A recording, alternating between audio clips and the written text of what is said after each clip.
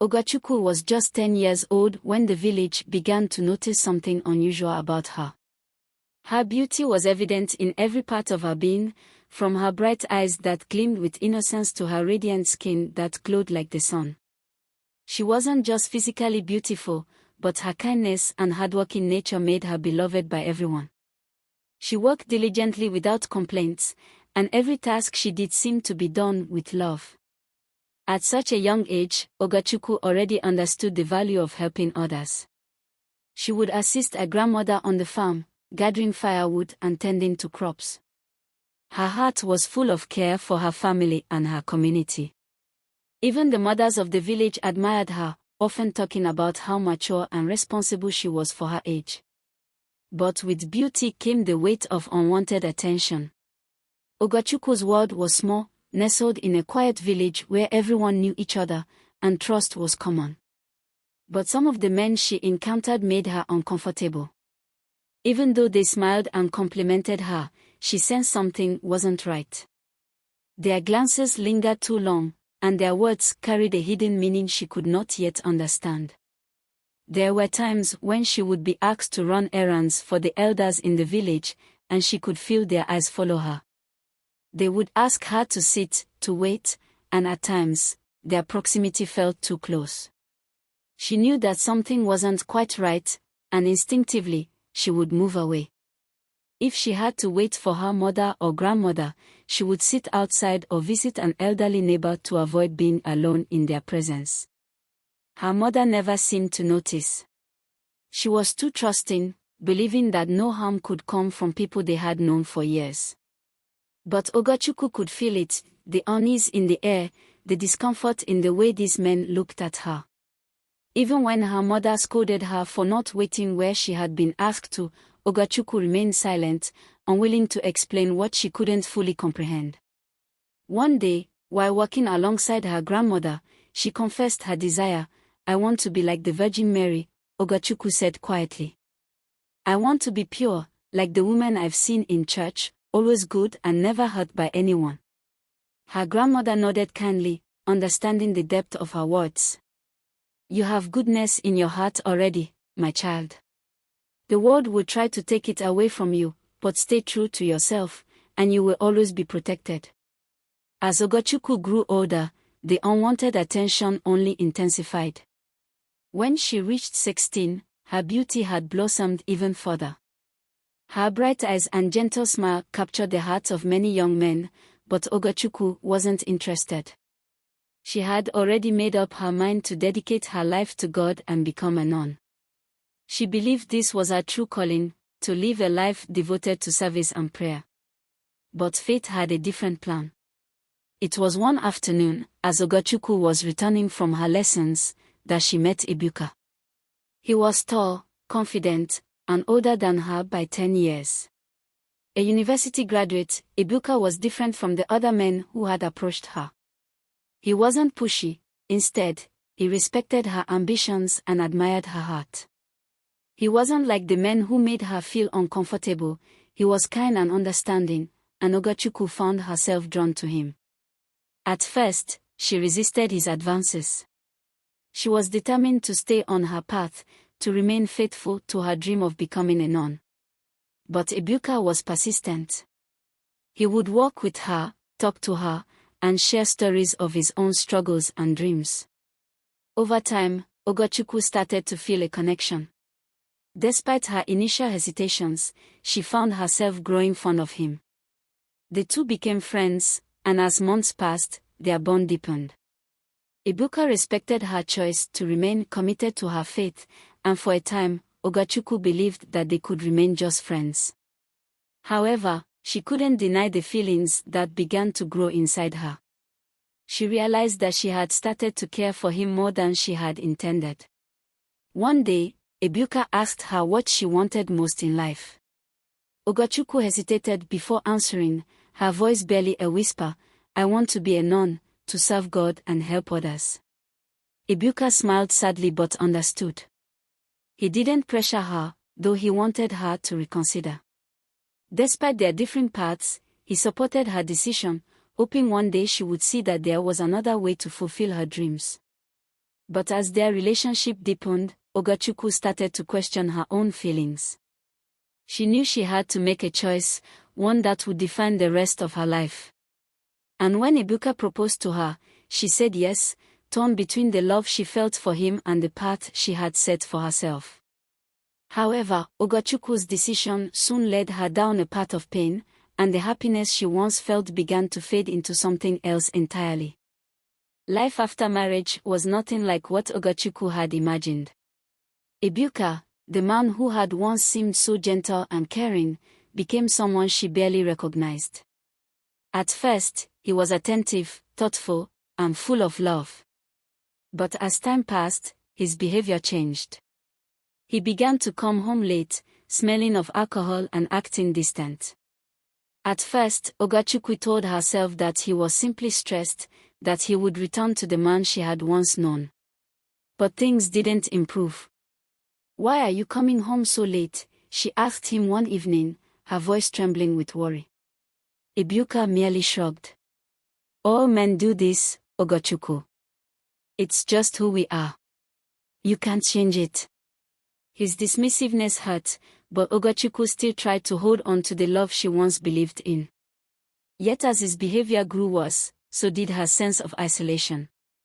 She felt trapped in a marriage that had begun to feel suffocating. He began staying out all night, and when he did come home, he was often angry, lashing out at her for no reason. The first time he raised his voice at her, she was shocked, but she convinced herself that it was just a one-time incident. But it wasn't. The emotional strain of their relationship began to take a physical toll on Ogochukwu. She became more withdrawn, trying to stay out of Ebuka's way to avoid confrontation. Yet, despite all her efforts to keep peace, Ebuka's temper only grew. One fateful afternoon, during a particularly heated argument, he raised his hand against her. The pain was unbearable, and it was in that moment that she realized the man she had married was no longer the man she once knew. That night, labor pains started unexpectedly. It was too soon, and the pain was unbearable. Ogochukwu gave birth to twins, a boy and a girl, but she couldn't shake the feeling that something was terribly wrong. After the birth, things only worsened. Ebuka's affairs became more frequent, and Ogochukwu felt more and more invisible. He started bringing other women into their home, calling them a guest or helpers. Every time she confronted him, his response was the same: "If you leave, you will find worse.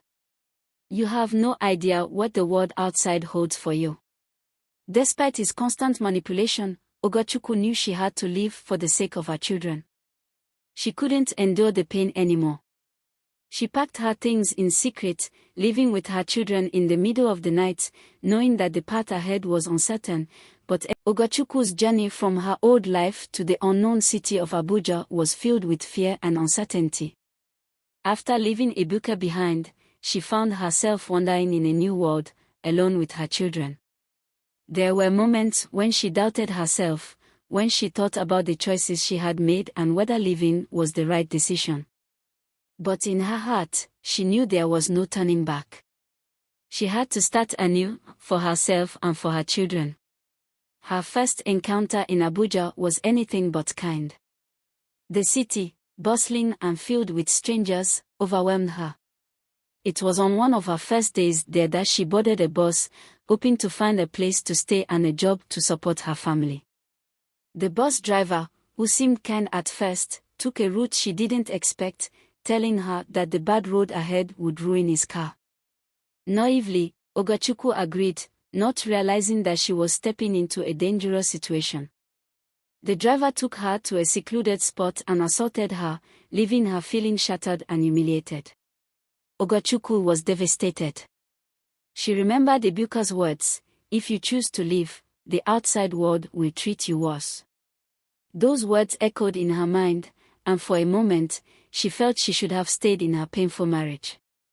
The world had become cruel, and all the dreams she once had seemed so far away.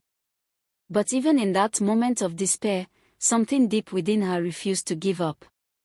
She didn't want to let that one encounter define her. She needed to keep moving forward. She pretended to be fine, keeping her pain hidden from the world, as she convinced the driver to take her to her motel. Though she had been assaulted, she made it through that day, feeling a quiet resolve to survive. Soon after, Ogochukwu found work as a maid for a group of women. They didn't ask many questions, and she worked hard, hoping that in time, things would improve. These women, though they led reckless lives, took her in without judgment. They came and went as they pleased, staying out late and returning in the early morning hours, their lives filled with secrets. Ogochukwu began to realize that the world she had stepped into was not as kind as she had imagined. One day, one of the women, Sharon, began to take more interest in her.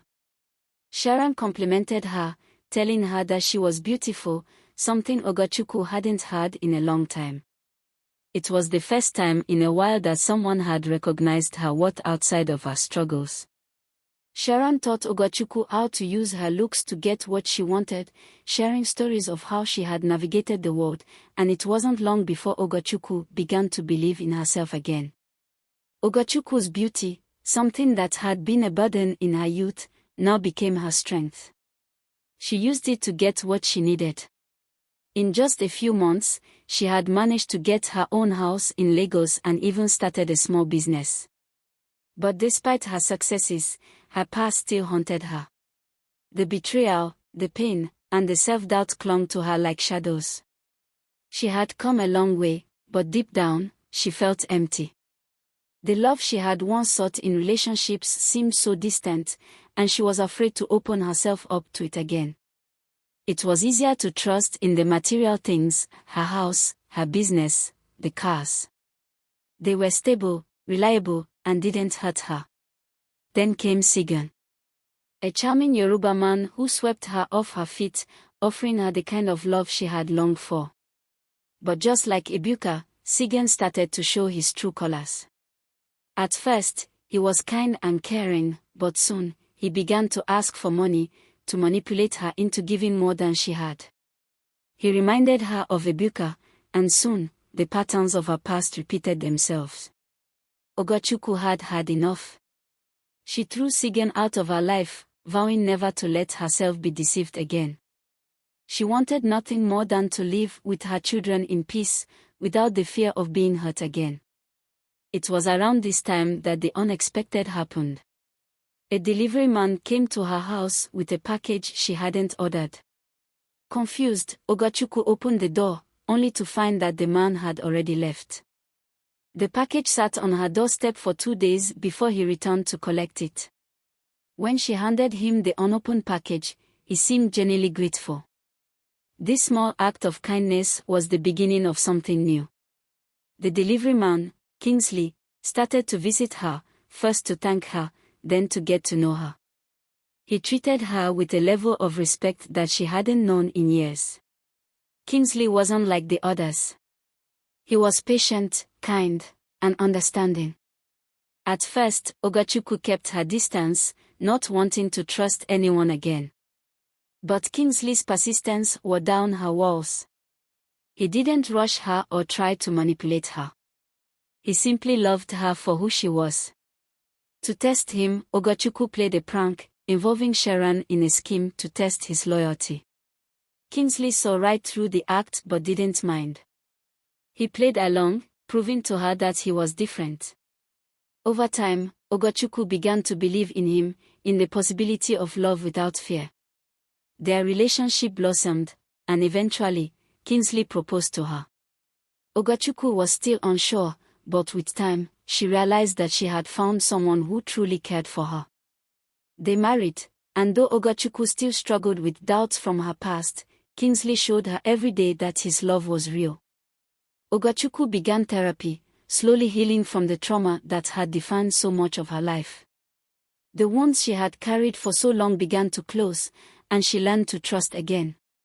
She no longer defined herself by the pain she had endured but by the strength she had found through it.